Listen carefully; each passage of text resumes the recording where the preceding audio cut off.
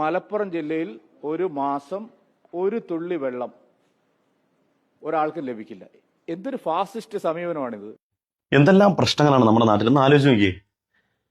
മുസ്ലിമീങ്ങളുടെ ഭക്ഷണം മുഴുവനും തുപ്പിയ ഭക്ഷണമാണ്, തുപ്പിയിട്ടാണ് മുസ്ലിങ്ങൾ ഭക്ഷണം കൊടുക്കുന്നതെന്ന് വ്യാപകമായി പ്രചരിപ്പിച്ച ആളുകൾക്ക് 11 മാസവും മുസ്ലിമീങ്ങളുടെ ഭക്ഷണം ബഹിഷ്കരിക്കുന്ന, അത് തുപ്പിയ ഭക്ഷണമാണെന്ന് ബഹിഷ്കരിക്കാൻ ആഹ്വാനം കൊടുക്കുന്ന ആളുകൾക്ക് ഒരു മാസം, പ്രത്യേകിച്ച് റമദാൻ ആകുമ്പം ആ മലപ്പുറം ജില്ലയിൽ വന്നിട്ട് ആ തുപ്പിയ ഭക്ഷണം കഴിക്കണം.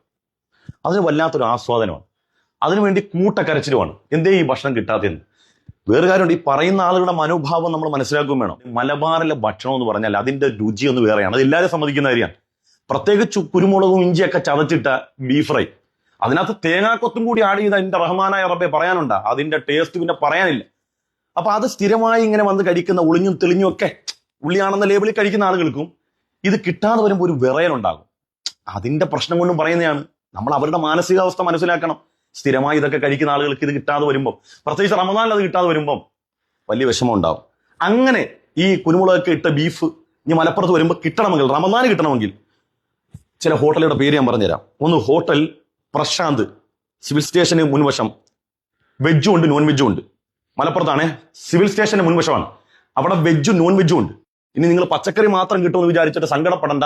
നല്ല ഒന്നാന്തരം ഞാൻ പറഞ്ഞ ഇഞ്ചിയും കുരുമുളകും ചതച്ചിട്ട ബീഫും ബീഫ് ഫ്രൈയും രണ്ടും ഉണ്ട്, അത് കഴിച്ചോണം. രണ്ടാമത് ഹോട്ടൽ സരോജ് പെരിന്തൽമണ്ണ, അത് വെജിറ്റേറിയനാ. ഇനി വേണമെങ്കിൽ അതിന്റെ ബാക്കിൽ പോയിരുന്നിട്ട് തിന്നാം, വേറെ എവിടെയെങ്കിലും മേടിച്ചിട്ട് വന്നിട്ട്. മൂന്നാമത് ഹോട്ടൽ അന്നപൂർണ പെരിന്തൽമണ്ണ. നാലാമത്തെ ഹോട്ടൽ സ്വാഗത്, വെജാണ്, ടൗൺ ഹാളിന് മുൻവശം മലപ്പുറം. അഞ്ചാമത്തെ ഹോട്ടൽ അയോധ്യ. അയോധ്യ ഹോട്ടൽ ചെമ്മാടാണ്. അയോധ്യ ഹോട്ടൽ അറിയാമല്ല, ഞാൻ പറയണ്ടല്ലോ, ചെമ്മാടാണ്. അവിടെ റമദാൻ കൂട്ടത്തിൽ നല്ല ഭക്ഷണം കിട്ടും, കഴിച്ചോണി. ആറാമത്തെ ഇന്ത്യൻ കോഫി ഹൗസ്, അവിടെ പിന്നെ വിഭവസമൃദ്ധമായ ആഹാരം കിട്ടുമല്ലോ. എട്ടാമത്തെ വനിതാ ഹോട്ടൽ വെന്നിയൂർ. വെന്നിയൂർ വനിതാ ഹോട്ടലുണ്ട്, അവിടെ എല്ലാത്തരം ഭക്ഷണവും കിട്ടും. ഒമ്പതാമത്തെ ഹോട്ടൽ സോപാനം, ഇത് സ്ഥിതി ചെയ്യുന്നത് മേൽപ്പാലത്തിന് താഴെ അങ്ങാടിപ്പുറത്തുണ്ട്. പത്താമത് ഹോട്ടൽ വെങ്കടേശ്വര, വെജാണേ, ഇത് ചങ്കുവെട്ടി കോട്ടകൽ. ഇവിടെ നിന്നൊക്കെ ഈ പറയപ്പെട്ട പോലെ നല്ല സാധനങ്ങൾ കിട്ടും. ഇല്ലെങ്കിൽ വേറെ എവിടെ നിന്ന് മേടിച്ചിട്ട് വന്നിട്ട് ഈ വെജിന്റെ പുറകെ ഇരുന്നാലും നിങ്ങൾക്ക് കഴിക്കാം. സ്ഥിരമായിട്ട് ഇത് ഉപയോഗിക്കുന്നവർക്ക് അത് കഴിക്കാം. ഇനി വെജ് മാത്രം ഉണ്ടെങ്കിൽ അതും കിട്ടും. 10 ഹോട്ടലിന്റെ പേര് ഞാൻ പറഞ്ഞു. ഇനിയും വേണമെങ്കിൽ ലൊക്കേഷൻ ലിസ്റ്റൊക്കെ തരാം. എന്തിനാ ഈ കിടന്ന് ബുദ്ധിമുട്ടുണ്ടാക്കുന്നത്?